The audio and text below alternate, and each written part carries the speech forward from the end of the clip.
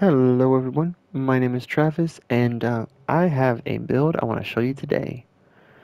If you have any questions about any future builds you would like me to do, please feel free to let me know in the comments section below.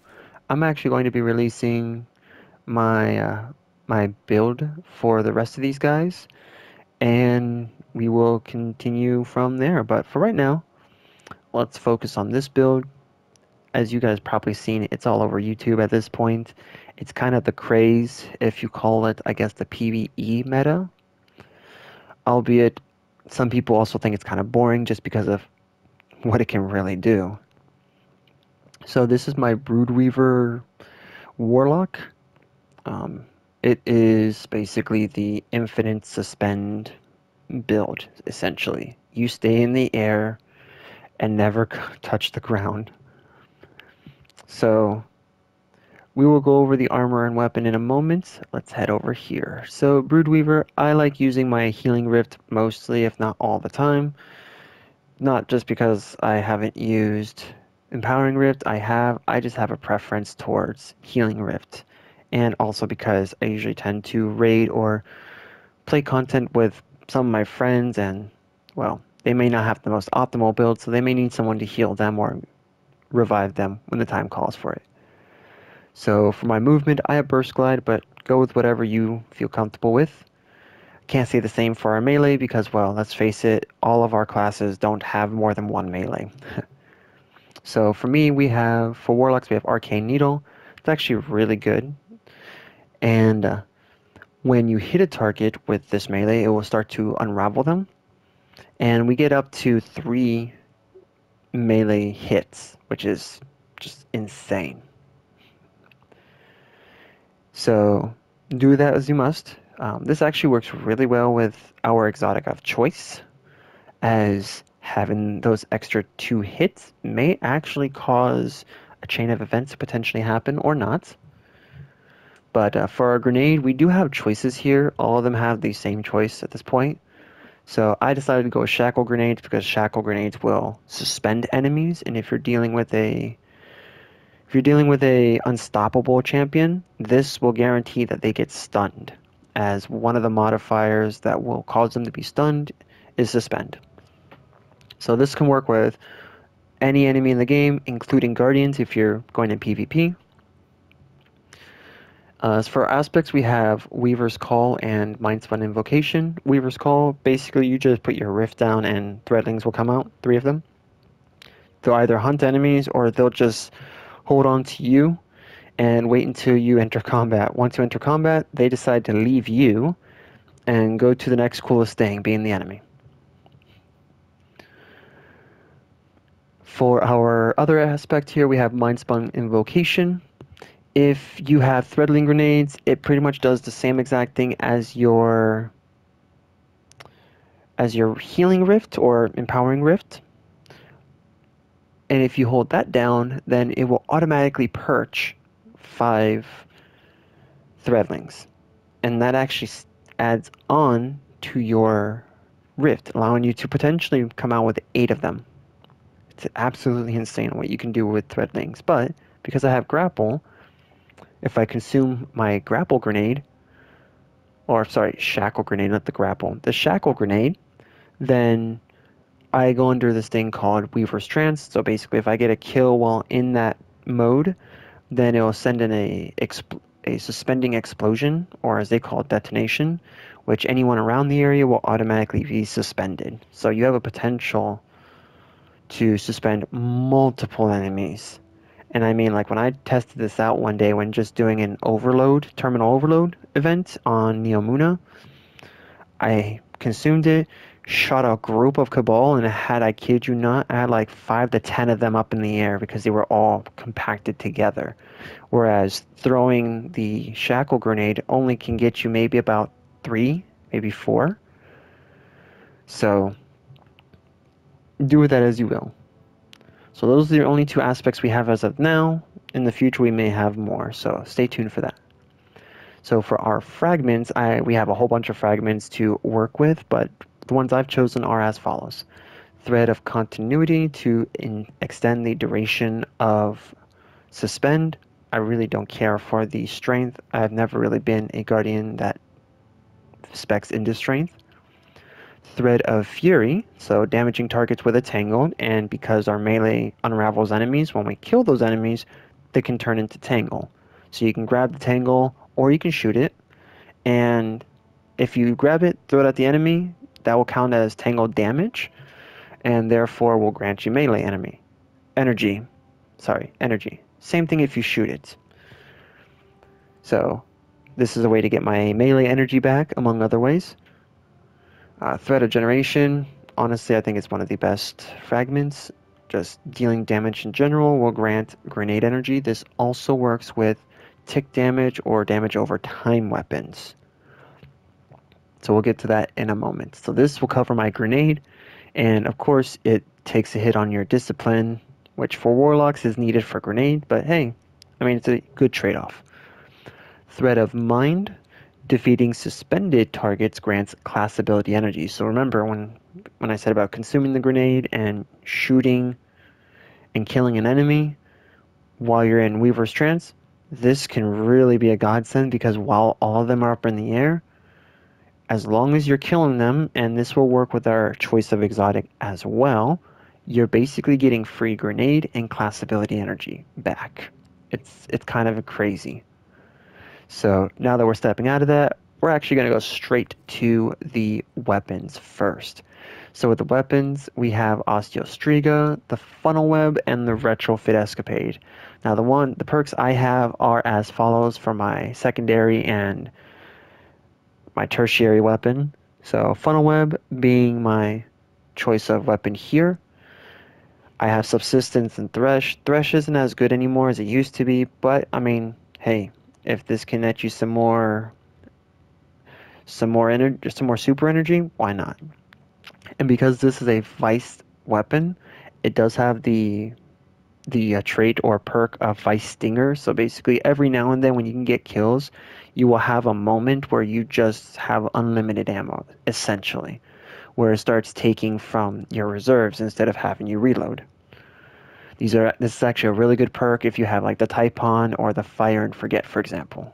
I think more of the Typhon than anything else. And then of course I have minor spec on this because I'm mainly using this on trash mob enemies or red bar enemies, so yeah. And because this is a void weapon, I'm also taking advantage of volatile rounds. That's actually one of the artifact perks that I have currently active. And Retrofit Escapade, I had crafted this last season. I was able to get the 4th times the charm and target lock enhanced perks. So target lock ramps up damage as you are holding down the trigger and as you are locked onto an enemy, hence its name. And 4th times the charm, if you're able to constantly hit precision shots, it'll refund ammo back to your magazine. So good combo. Also it's a void weapon, so volatile rounds also can get taken advantage of. And for those who don't know, here's what it says. In this case, it's picking up an Orb of Power. It used to be in the past seasons that if you picked up an Elemental Well, in that case it would have been a Void Elemental Well, then it would grant you volatile rounds. So in this case, because we don't have that in this subclass intrinsically, we have it through our artifact mod. So picking up an Orb of Power will give you volatile rounds for your void weapons. So hence why I have these two.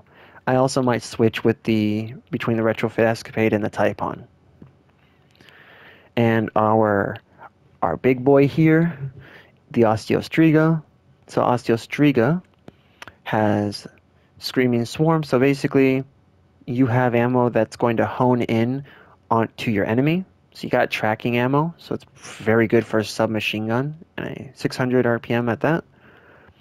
Sorry about that. You have Toxic Overload. So as you are shooting your enemies, if you can land final blows or multiple precision, it's going to cause a burst of poison to come out and hit the enemy. Once that enemy dies, it's going to kind of explode out. And if other enemies are in the area, then they too will get hit. And if those enemies are dying because of the poison from your first enemy kill, you're basically giving your ammo or your gun free ammo. This typically just has 27, but you can bring up the ammo count to I think it's like 105 or 107 or something like that. It's some crazy number. It's great. And before you know it, you're probably going to be hitting those numbers pretty often. And again, because Osteostriga also does poison damage, that means it does tick damage. This can work for a strong health target or multiple targets, and because of that DOT that it can do, that means one of our fragments can allow us to get our grenade energy back because of Osteo. So here is our armor.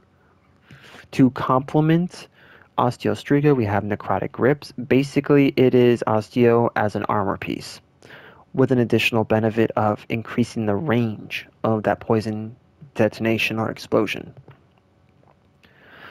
The armor itself can actually apply poison when you just use it.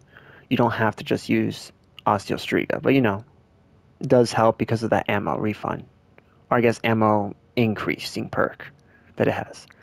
But we'll get to the armor in a bit. So for our helmet, we have Ashes to Assets. Sometimes I do find myself killing enemies with grenades, so in the event that that does happen, then I will go ahead and use Ashes to Assets, which will help me gain super energy by getting grenade kills. Same thing here with Hands On, and because we have 3 melees for our Warlocks, this is probably going to be the better perk to pick, just so you can maximize on the amount of energy super energy you can get. And then of course, because we are using a kinetic weapon like the Osteostriga, we want to use a siphon, so that way we can generate the orbs of power. So this would be called a generating mod. So in our gauntlets, we have the same thing basically. We have something similar called firepower. In the previous seasons, firepower was basically a mod that you would use that would consume elemental wells in order to give back or generate grenade energy.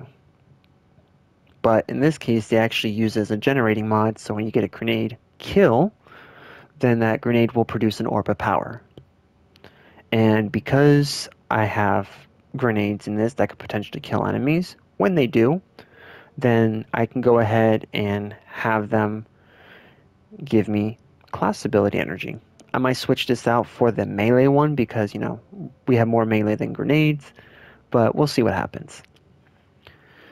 And impact induction, so when I am slaying out and I'm kind of in a tight bind and I need to get out and use my melee, I can use my melee, and if I happen to damage an enemy with that, then boom, I start to reduce the cooldown of my grenade, therefore having a quicker time to be able to suspend my enemies even more. So very useful to have. I would suggest you should have it if you are having trouble bringing your grenade energy back. For chest armor, I really don't like the fact that this is just your one-stop shop for all defensive related mods. So typically this armor carries defense related mods and flinching mods, so as you're aiming down sights you don't have to worry about the screen kind of going haywire when you're getting shot at. But as you can see, I don't have that because I just don't care about that. What I care about is when I am generating orbs, I want to carry as many orbs as possible, and Charged Up will allow me to do just that. So any Guardian will be able to carry a maximum of 5 orbs at a given time. In the event that you want the armor perks that you may have, or any weapon damaging bonus perks that you may have to last longer, you probably would want to have more. So what Charged Up does is so instead of having 5 orbs that you can carry, you can have a potential carrying 6. So it increases that. And of course, you can also add on to this, and when you do, it just basically improves this effect, therefore adding 1 extra 1 after. So this gives us 6. If we had another one, that'd be 7, so on and so forth. So now we have what I would honestly call an augmenter perk or an augmenting perk. Back when we had elemental wells as the main, we had a generator, a consumer, and an augmenter.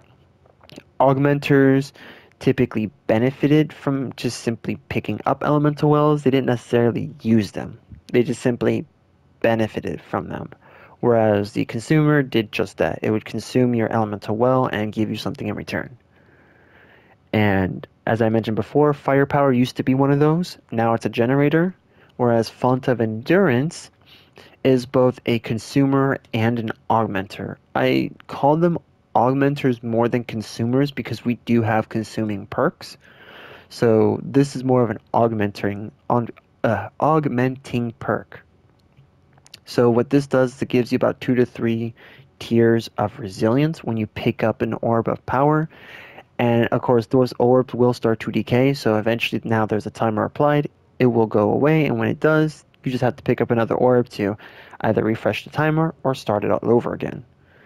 Since we're going to be generating so many orbs with this, we don't necessarily need to worry about losing resilience nor our damage bonus here with Kinetic Weapon Surge.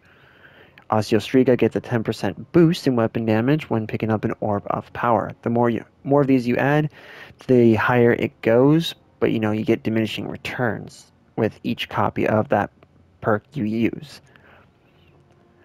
I think it's like 10%, 17%, and 22%, something like that, for like 3 of these if you actually had 3 on. But we shall continue. Typically like 1 or 2 should be good for these, but for me, I think this is good for my guy. Since we're going to make the most with our orbs, I have installation, so when picking up my orb of power, this also reduces my ability cooldown, so I could get my rift back faster. And stacks on stacks, it's actually pretty good as an elemental well perk. This was more of a, and correct me if I'm wrong for all those who have been around for a while, this was a void elemental well perk. But with this, basically when you pick up 1 orb of power, it gives you 2. So you can kind of consider it as a bountiful wells type of thing. For those who don't know what bountiful wells is, it was an old solar helmet perk or mod that would essentially do this exact thing, with the exception that when picking up a solar elemental well, you basically get 2. So really useful to have back then. This is pretty much that, but with orbs of power, still very useful to have now. For our bond, we have outreach and bomber. Both of these do the same thing, just one is focused for melee, the other one is focused for grenades. So when using your class ability, so in this case when bringing out your rift, keep in mind when using your rift, the next kill you get produces an orb of power, and that's going to be from this mod here, Reaper, but it also reduces the cooldown for both your melee and your class ability. And also remember, we're getting threadlings. If not, they're going to come back to us and kind of hang out with us for a little bit, but that's until we engage combat.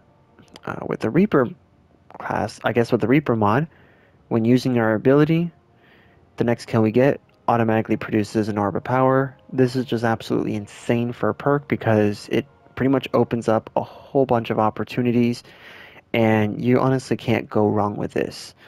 Before, we used to use distribution because distribution was just good. It was just that good. And sometimes we might pair Reaper with distribution and Dynamo, which is a perk for your helmet. Dynamo reduces your super cooldown when you're near enemies and you use your class ability. Distribution basically lowers all of your cooldowns, including your super, when you're using your class ability near enemies. Reaper, I think, in my opinion, is better just because it states that your next kill is guaranteed, or next weapon kill is a guaranteed orb, which, among everything else, will automatically help to boost your super up. That's just what Orbs of Power does. It did it before, and it still does it now. But I wouldn't be done if I told you that this was all the ways we can produce Orbs of Power. We have one more way, and that's through a artifact mod called Shatter Orbs. Basically, the gist of this mod is when you have an enemy that has a Void Shield, for example, and I decide to use either my Funnel Web or my Retrofit Escapade to break said shield. Upon that shield breaking, it automatically drops an Orb of Power. Boom. So in reality, every one of our weapons here has a potential to drop orbs of power for us. Because of Shatter Orbs, both my heavy and my special ammo can drop orbs of power. My Kinetic Siphon can drop orbs of power for my Osteostriga when I get those kills. It has the potential of dropping 2 because of the Reaper class if I used my class ability before engaging battle. And doing that simply gives me more damage, so I can potentially drop more orbs. And as you can see, this loop, it basically kind of keeps itself going, dropping all those orbs, keeping your resilience up just about all the time, keeping that 10% damage boost just about all the time, while also lowering the cooldowns for your melee and your grenade because of insulation. When picking up those orbs, boom, you're getting ability cooldown. As you can see, very consistent combo and kind of keeps itself going for the long run. So yeah, that's pretty much it. I would also say that this is my Warlock. I think he looks really cool. I don't know, I'm a bit behind on the, I guess, the drip game. Not really much for, I guess, form. I'm more of like a function over form, so if this build can function for me, I could worry about the details of style later. But when this armor set dropped, I thought to myself, the perfect thing to pair this with is Necrotic Grips. I think like Strand as a whole was like the perfect subclass for a hive look. So I did my best to look as hive-ish as possible, and I think I did a pretty good job. I don't know, what do you guys think? But thank you guys so much for watching, and give it a like if you liked it, subscribe, because I will be doing more of these. As you can see, I have a total of 6 of these babies, so you already seen one. It's definitely not my Vanguard. It said Strand before, but I've whiffed that title. But I have 5 others here, and I do have some more on the way. So keep in mind, these could be reserved to my own creation, or maybe for your own. You can always let me know. And if you need to, I'll drop the dim link to this build after I'm done uploading it, so that way you guys can go over to dim and try this out for yourself. If you have any advice on how to, I guess, better optimize this build, please let me know. I am open for improvements on this build, as I even think that this build could be improved on. But yeah, let me know what you guys think, and I'll see you guys in the next one. Thank you, and I'll see you next time.